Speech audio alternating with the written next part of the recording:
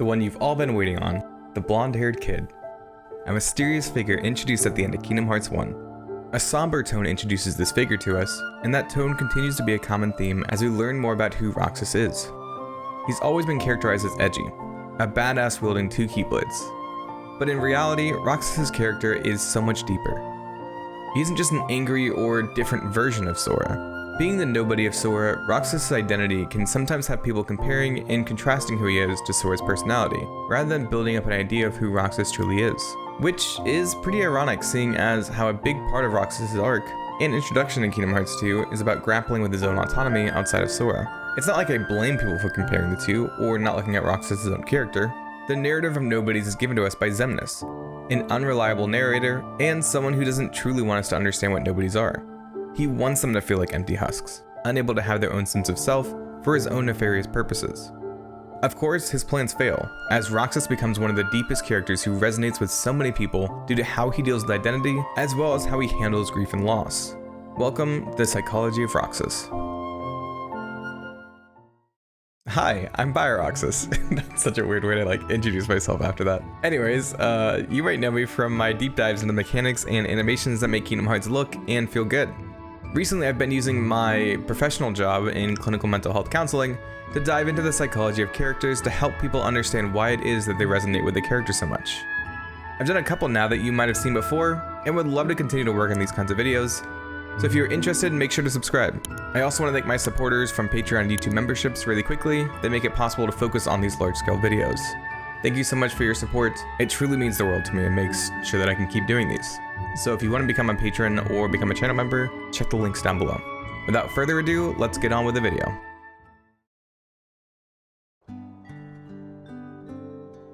The introduction to Roxas characterizes him as a zombie, trying to grasp on his sentience as he pulls himself out of the haze of recent creation. We are all driven to find purpose, to have some kind of identity. It's why we are curious. It's why we question things so much when we are younger. We look to understand the world around us as we learn our own place in it. It's why we continue to strive forward, and Roxas is no different. It's why he follows Xemnas when told that Xemnas can give him purpose. The name Roxas and his number 13 are quite literally all he has right now. And as Roxas leaves this interaction with Xemnas, he sees Hayner, Pence, and Olette all hanging out eating ice cream. The first ever interaction he sees between people who are friends is eating ice cream. This becomes such a huge part of Roxas' concept of friendship, laughing together and eating ice cream. Something that probably seems trivial or even shallow to us is seen as something incredibly significant to Roxas, especially when Axel takes him out for the icing on the cake. Pieces slowly start to form together. Roxas slowly starts taking in the world around him, jotting down his thoughts in a journal that Sykes gives him. It's a nice little peek into Roxas' thoughts behind that blank face. As you likely figured, there's a lot of confusion. Why does Sykes want to write down his thoughts? Did he act the same as number 14? His initial thinking is very concrete rather than abstract, as is common in younger people. This means that he focuses on tangible and real-life examples that he can understand, and not theoretical concepts. Concrete is very specific. Nuance is lost upon Roxas, like when Axel uses a colloquium about having the icing on the cake. Roxas corrects him to say that it is not cake, but ice cream. Roxas is literally thinking about getting icing on a cake, not the theoretical concept that icing on a cake is like an added bonus to something already good. Again, we see a very absolute, rigid thought process when interpreting the world and those around him. This shows up in his third journal entry, where Roxas does not really even question why he is doing something, but is told that a heart is important, a vital piece of who he is, of what his identity is built upon. He has no reason to think about ulterior motives, or that he is being manipulated, so he decides to cooperate. After all, if he collects enough hearts, then he'll become whole. There's a clear goal and a thing to work towards. There's no question about good or bad, but simply things that must happen so he can move forward. After all, Roxas makes the connection. If he doesn't have a heart, does he actually even exist? He questions everything as he continues to learn about the world. He knows that he does not understand what is going on, so he continues to question and learn. He begins to see the darkness as his obstacle to becoming whole. The darkness holds the hearts that are needed to become whole, so he throws himself headfirst into his missions. He gets his cake, but he learns from Axel there's always that icing that can sweeten the deal.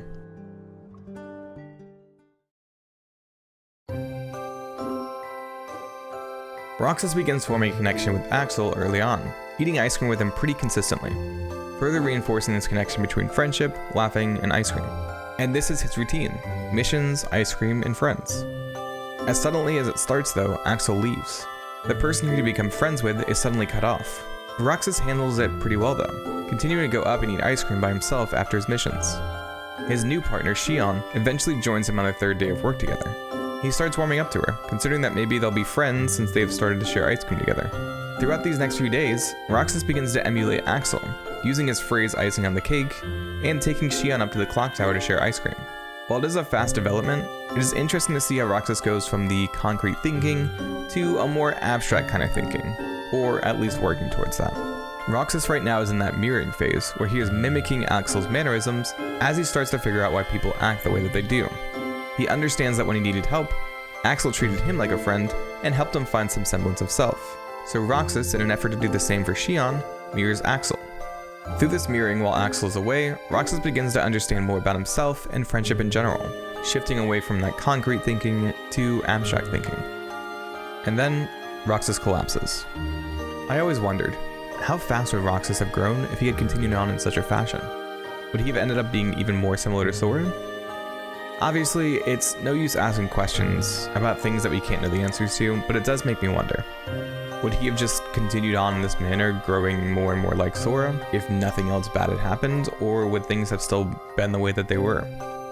Anyways, the precursor to Roxas collapsing is that he hears that Axel may have died. He then abruptly passes out for a couple of weeks. Upon waking, he is met with the fact that the entire Castle Oblivion team was wiped out. While he may have handled Axel's absence well before, this is a completely different kind of loss that Roxas grapples with. Grief and loss are such key components of what makes up Roxas' psychology, and it begins at the start of his existence. He notes in his journal that he feels choked up, a sensation he has never experienced before, though it'll be one he becomes all too familiar with. This loss follows him for a couple of weeks, but before he can really wrestle with any of these new feelings, Axel reappears out of nowhere. Roxas notes that the choked up feeling dissipates almost immediately. The relief to know his friend was alive washed away his grief. He was never able to really process it though. Obviously, I don't want Roxas to be depressed, but it does make me wonder how much this interaction impacted his sense of loss and his control over it. We'll see later that every time these fears of loss start to appear, Roxas tries to ignore it. It's the first stage of grief actually, denial.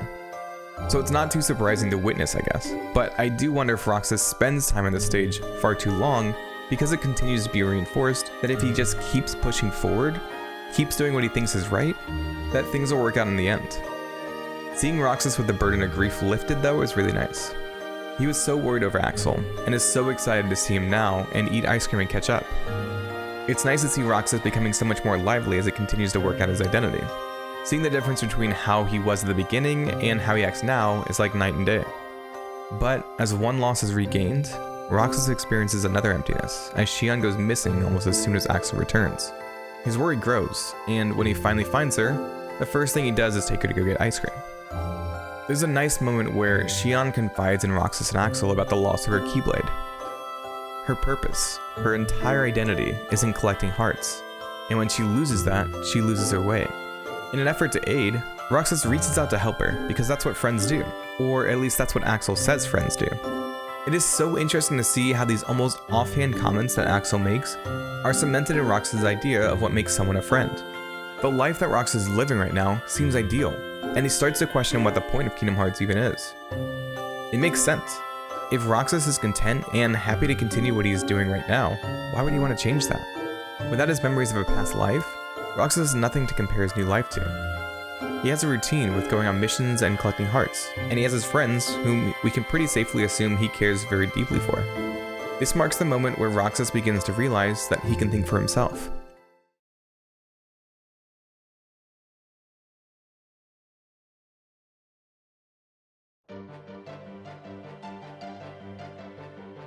Roxas begins to question both Xemnas with his talk of Kingdom Hearts, as well as Axel when he questions whether Axel really knows everything. It marks his autonomy, as he continues to venture forward and gain his identity. Probably one of the most important moments for Roxas' identity is when he gives his Keyblade to Xion. I know, this is meme to hell and back.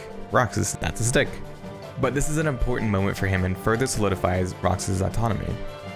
Roxas and Xion are obviously pretty similar. They have similar questions, similar thinking, and followed a similar path in the organization. So it shouldn't be too big of a stretch to assume that Roxas also once tied his identity and purpose to collecting hearts. We can see throughout days that Xion is unbelievably distressed when she loses her Keyblade. It means everything to her, because that is her purpose. And Roxas believed the same. He followed Xemnas and was told that he would find his purpose, collecting hearts and creating Kingdom Hearts. But becoming friends with Axel and Xion fundamentally shifts his priorities. The Keyblade should be Roxas' focus point, his means to an end. This should be the bedrock of his identity, and he willingly gives this over to Xion.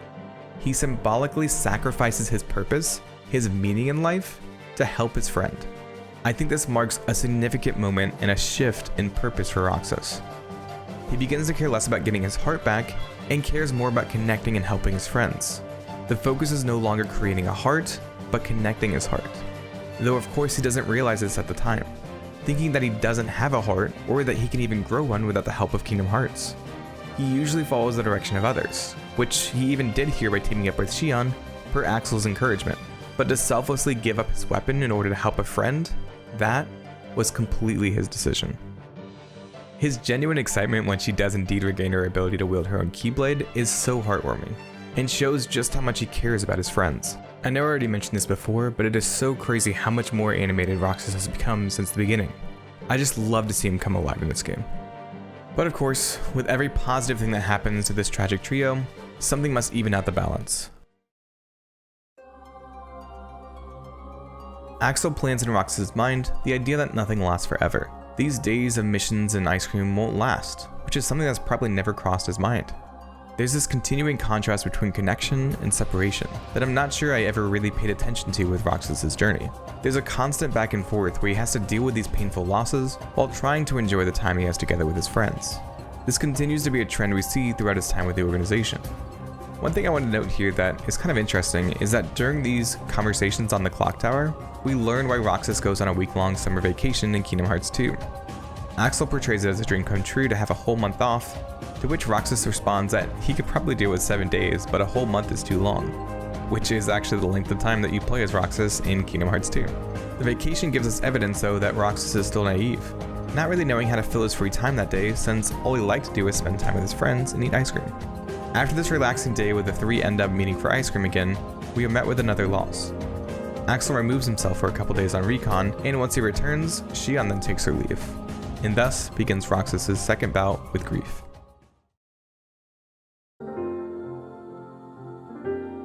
The contrast between connection and separation becomes unbalanced, and we see how Roxas deals with this when there isn't really an end in sight. Roxas questions how Beast could have something he couldn't bear to lose, and wonders why he doesn't have something like that himself. Though later, Axel helps him to realize that he does have something like that. His friends are something he cannot bear to lose. It's scary for him to even imagine losing Axel or Xion. Xion and Roxas have an awkward exchange where she tells him that she doesn't think they're the same. Roxas cares for her though, and seeks to understand how he can help. He starts to lose interest in eating ice cream because he isn't with his friends. This probably is a good depiction of depression, which is another stage of grief. The enjoyment of ice cream loses its meaning despite him trying to rekindle it by going through the motions. The splinter in the group deepens as Xion fails a mission and falls unconscious. Again, he mirrors an action in hopes of understanding it, bringing shells back from his missions to lay on her bed just like she did for him. He may be connecting those shells to how he woke up. And eventually, she wakes up. Roxas is happy to see Xion, but there's a hint of melancholy to it. I think the offhanded comment Axel made about how things don't last has wormed its way into Roxas' head. And as if to cement that idea, as suddenly as Xion wakes up, she collapses again. The time between these intense moments keeps shortening, giving Roxas no time to recuperate or recalibrate. To have this followed up by this scene where Axel tells Roxas they are best friends hurts. While it may be true, it's this flip-flop between intense moments of grief and loss paired with these meaningful connections coming up right behind it. It's wearing on Roxas too. We see when Xion is struggling that Roxas immediately drops his happy exterior and his concern shines through. He's trying his best to keep his friends together, but the worry is there. There's that fear in the back of his head, or how hard they are trying to stay together. Things are changing. Roxas has been noticing the change in Xion, but also starts to see that something is wrong with Axel too. Before he can worry about these shifts though, Xion disappears once again. Roxas continued to go eat ice cream, but now he was all alone. The connections he had were disappearing, though he desperately tried to hold on to them. He and Axel begin searching for Xion, and they look everywhere. The spare time that was once for laughter and ice cream is instead spent searching for their friend. Finally, with nowhere else to look, Roxas pushes himself to go into Castle Oblivion, but he collapses as memories rush into his head. He pushes forward to find Xion, once again showing the value he holds for his friends. He doesn't care about the pain he experiences or how overwhelmed he is, and pushes himself to collapse. As Roxas wakes up in Twilight Town, he finally comes face to face with Xion, and he desperately chases after her. He's confused and probably hurt that she has run away from them. The rejection and confusion that Roxas must feel here when Xion turns her blade on him must be devastating. She is forced back into the organization, and Roxas blames Axel for it, not even talking to him when they cross paths. Despite them reuniting and being back together, there's tension. Their first meeting back together in the clock tower is awkward. No longer can they just laugh and eat ice cream together, it's tense. The memories and dreams that Roxas has of Sora now weigh on him, but he isn't able to talk to his friends about it. He begins dissociating, losing himself as Xion inadvertently takes more and more of his identity. But through the midst of this confusing journey, Xion reaches out to help him. Roxas actually shows some confusion here when Xion worries about him, and finally opens up to her. He thinks of Axel and Xion as his best friends, which makes it hard for him to reconcile the fight that Xion and Axel had against each other. There's this tension that they all want to go away, but it isn't that easy. Roxas begins to blame the organization, saying maybe they should just take off so they can all be together forever, hitting another stage of grief defined as bargaining. He tries to think of any way he can stave off the grief of losing his best friends. This quickly moves into the anger stage as Roxas once again loses Xion, and he can't keep the frustration back when he confronts Axel. The last time Xion returned, everything was barely holding on, and this last push when Xion leaves shatters the facade. Roxas has to wrestle with the fact that Axel kept a lot of secrets from him. After all, if he knew about Xion being a puppet after all this time and never told him, what else could he be lying about? Soon after questioning all of this, the most damaging information comes to light. Xion was made to replace Roxas, to siphon his power. While he can reconcile that Xion did not know anything about this, he can't reconcile the fact that Axel knew this and never told him. He explodes at Axel, the pain and confusion all coming to a head. The identity that he had built everything on, his friends, has shattered. He can't trust anyone and is slowly losing himself. He leaves the organization and says some pretty heartbreaking words. Why did the Keyblade choose me? I have to know. You can't turn on the organization. You get on their bad side and they'll destroy you. No one would miss me. That's not true. I would. Lining up everything to this moment makes this so much more powerful. This is not just him being edgy or emotional. His entire purpose, his whole creation, was solely for the purpose of collecting hearts. But his interactions with Axel and Xion fundamentally changed him. They brought new experiences to his world, broadened his horizons. He came to the understanding that collecting hearts was not his primary purpose anymore. As he traveled worlds, he discovered what it meant to love, to have something he could not bear to lose, his best friends. So when he loses that, he loses everything. This is what makes this sentiment so powerful. The very thing he built his existence upon, the thing most important to him, is gone, and he feels that grief and loss immensely. So he goes in search of anything that will right his world again. He has lost his purpose, his identity, and so he goes to look for answers.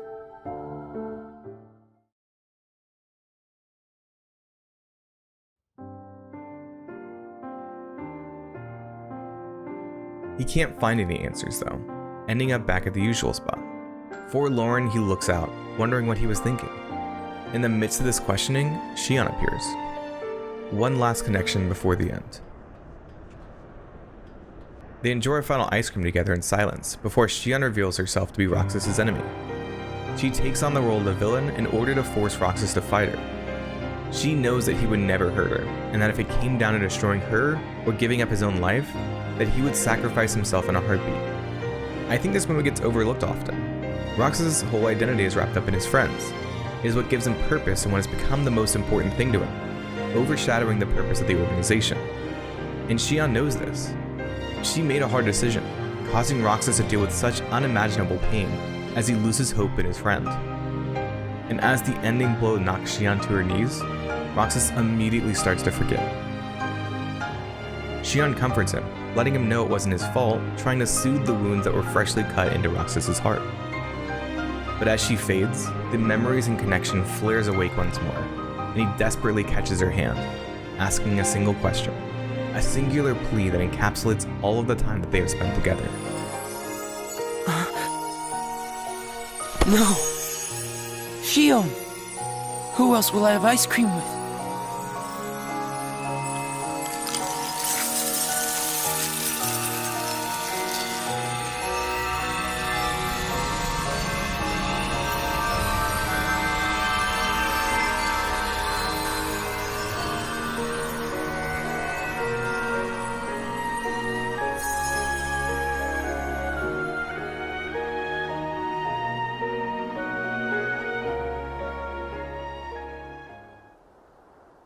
Shion.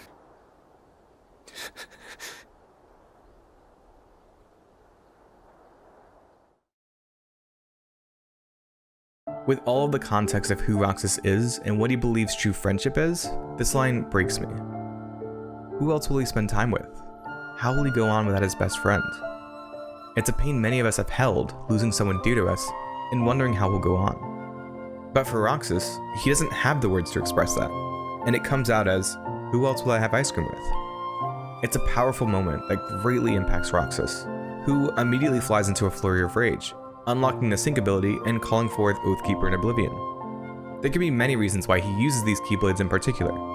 Symbolically, it could be the oath he intends to keep to himself to save Shion, paired with his desire to cast the organization to Oblivion. Realistically, the original Secret movie wanted to tie links to Roxas and Sora, and with such a big focus on the memories of friends being important, it makes sense why, as Roxas is taking in all the memories of Sora, that Sora's two dearest friends be at the forefront, manifesting the two Keyblades associated with them. I don't really want to get into the weeds on theories though, as that's not really the focus of this video. Roxas's rage throws him into a frenzy, and he is hardly able to think straight, thinking that if he can somehow destroy Kingdom Hearts, that it'll bring back Shion. Another attempt at bargaining to cope with his grief.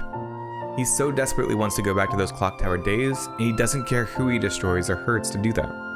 Riku ends up stepping in and takes care of Roxas, which brings about an end to days. A bittersweet ending, as Shion comforts him one last time, telling him that the memories of their time together won't be lost, but safely stored in Sora's heart. And thus, Roxas sleeps, with nothing resolved and his memories slowly picked apart.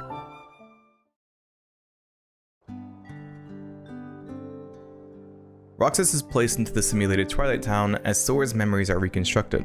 It's interesting how Roxas is essentially reset here, and placed with the friends that he watched from afar. Even with his memories gone, Roxas still has that core part of him that cares about his friends. That part of his identity is cemented, which I think is such a nice detail to convey. The prologue mirrors the events of Days, with Roxas struggling to keep things the same as his life slowly breaks down. He starts to lose his place in the world as Sora begins to awaken. There's even similar questions that his friends ask, like when Pence wonders if they'll always be together, to which Hina responds saying it doesn't matter as long as they still think about each other. It mirrors Days really well, and I never actually noticed these details. The confusion Roxas had from Days as he gained a self is echoed in KH2 and his confusion with Diz and Riku's tampering, with his simulated world and his sense of who he is. His confusion only grows as Axel shows himself, treating him like an old friend. His perplexion only deepens when Diz appears. I can't imagine the bewilderment Roxas must feel with people appearing to completely flip his world upside down. But I think this perfectly shows Roxas' character as he reaches out for his friends. He calls out to them, which seemingly stops whatever was happening.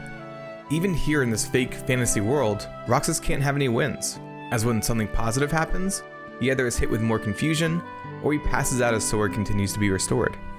As Roxas begins to understand who he is and what must become of him, he has to grapple with his own mortality. The simple fact that he was not supposed to exist has him reeling. This knowledge greatly impacts him, as can be seen by his listlessness and the way his friends' conversations take on new meanings. We only have 2 more days together. Huh? Summer vacation, remember? As the simulation continues to break down, Roxas is unable to even interact with his friends. It's a tragedy that Roxas has to live through losing his best friends twice. This is further compounded with Diz appearing and essentially saying he doesn't have any right to feel upset or angry because he's a nobody, somebody that shouldn't even exist. As Roxas' own memories begin to awaken though, his anger flares. He doesn't want to lose himself to anyone. Not the organization who only wanted to use him for hearts, or to Diz who just wants to use him to wake up Sora. Naminé gives him just a sliver of hope though, that they will someday meet again. They may not know it as each other, but they will meet again. Roxas remembers this, holding on to the hope that she is right as he returns to Sora's heart, becoming whole with him. That decision though is not easy. Roxas still wants to be himself. He still wants to exist, which is why he has so much anger when confronting Diz. But he doesn't hate Sora. Roxas is angry at those who would seek to take him away from his friends, to use him for their own motives. But he shares Sora's memories. He knows that he needs to return to Sora so he can wake up. He may not fully understand why, but he harbors no grudge against him. After all, without Sora, he wouldn't have even existed in the first place. Roxas puts his trust in Sora because he's him, or so he thinks. I love this scene at the end of Kingdom Hearts 2. It shows Roxas' acceptance. After everything, after literally struggling with the grief of his own mortality, he accepts it and returns to Sora. There was always a part of Roxas that wished he could have been his own person, or have it be the other way around.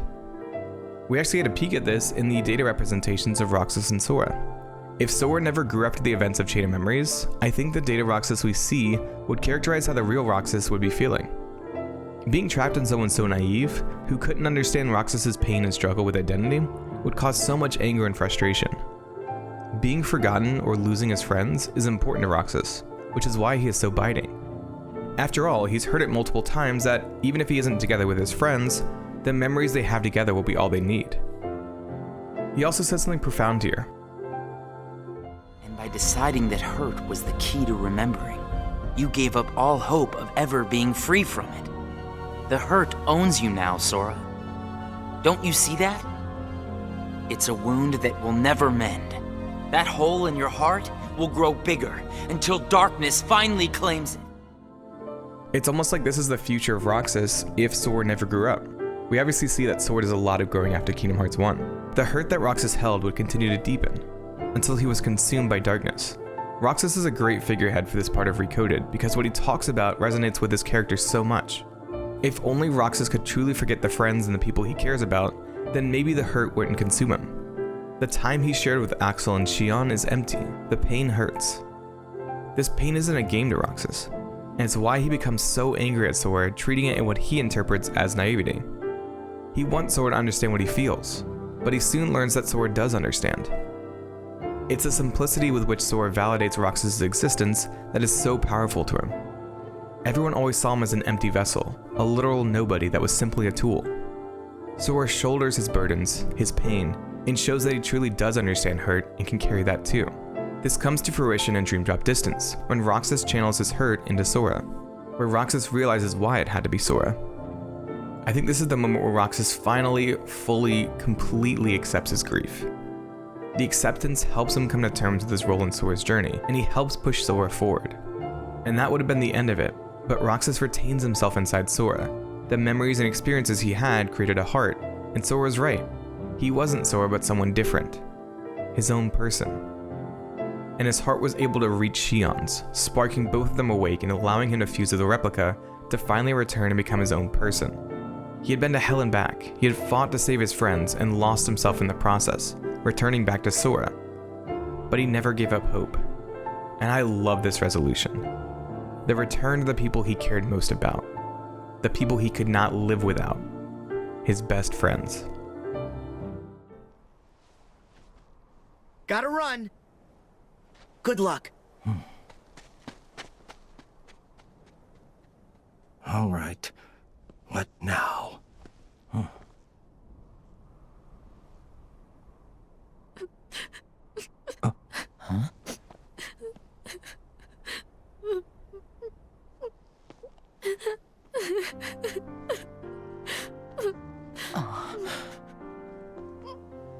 Guess I should have brought some ice cream.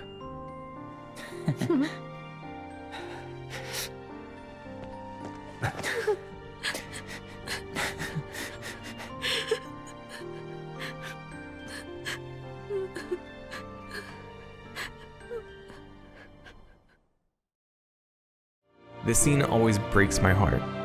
To know that this is finally the end, a happy ending for this tragic trio, and it circles back to ice cream. Something so simple that we would hardly bat an eye at. Rounding out one of the best character journeys I've ever experienced. It warms my heart that they can finally be back together again. That Roxas can be surrounded by all of his friends, eating ice cream on top of the clock tower in Twilight Town. Making this a fitting line to conclude their story. Who else will I have ice cream with? All of my friends, of course.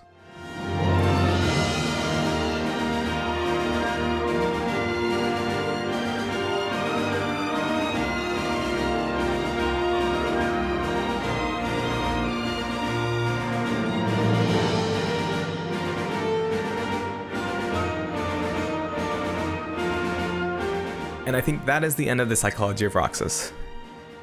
I absolutely love this character, as I'm sure you can put together given my name. I just love the simplicity that Roxas has when looking at friendship, but that simplicity holds a deep, profound meaning despite it feeling surface level. I'm not sure how Roxas will be used in the future, but I'm so excited to see if they continue to expand on his character.